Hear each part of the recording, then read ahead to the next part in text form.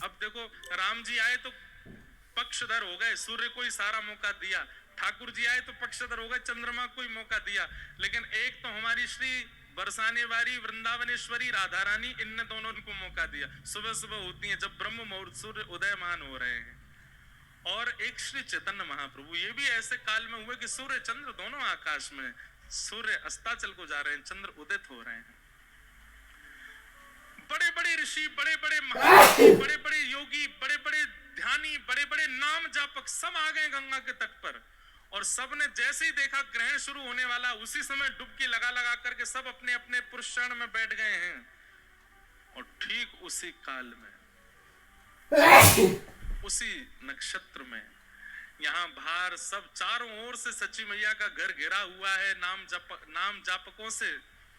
और उसी काल में श्री सच्ची मैया के गर्भ से साक्षात राधा भाव विहित साक्षात कृष्ण तन श्री चैतन्य महाप्रभु का प्रादुर्भाव हुआ है। बोल आचार्य चरण की, श्री महाप्रभु कृष्ण चैतन्य की जय। जय श्री राम। निताई गौर हरि, निताई गौर हरि, निताई गौर हरि। आप सबने तो जय जयकार करी, लेकिन वहां क्या हुआ?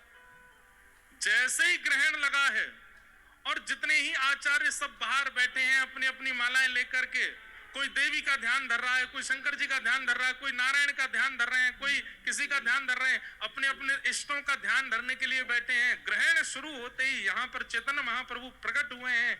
सच्ची मैया के गर्भ से प्रकट होते ही यहाँ तो प्रकट हुए ही, जितने भी बाहर बैठे थे उन सबके नाम में जो जो उनके इष्ट हैं वो प्रकट होने लगे। शंकर जी प्रकट हो गए, देवी प्रकट हो गई, नारायण प्रकट हो गए, लक्ष्मी प्रकट हो गई।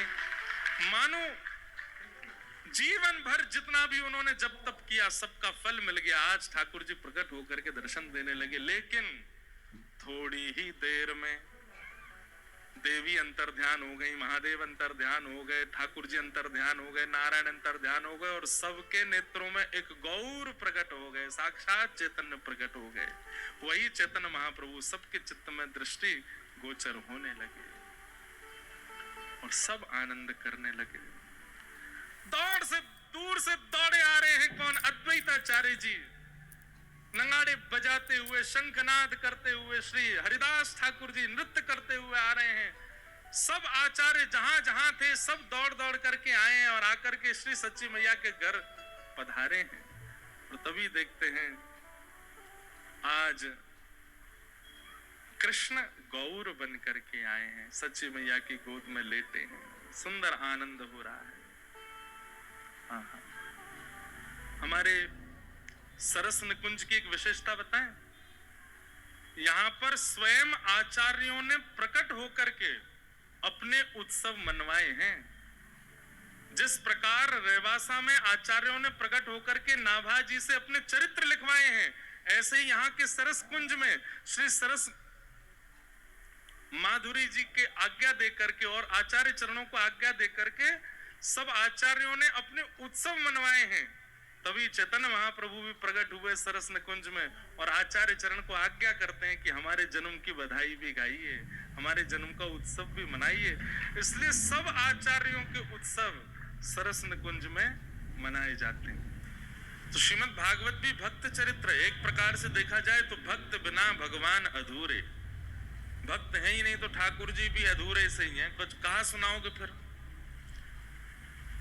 अगर ठाकुर जी के चरित्रों से भक्त चरित्र हटा दिए जाएं, खबरदार ध्रुव जी का नाम मत लीजिएगा, मीराबाई का नाम मत लीजिएगा, सुदामा जी का नाम मत लीजिएगा, केवल ठाकुर जी का चरित्र।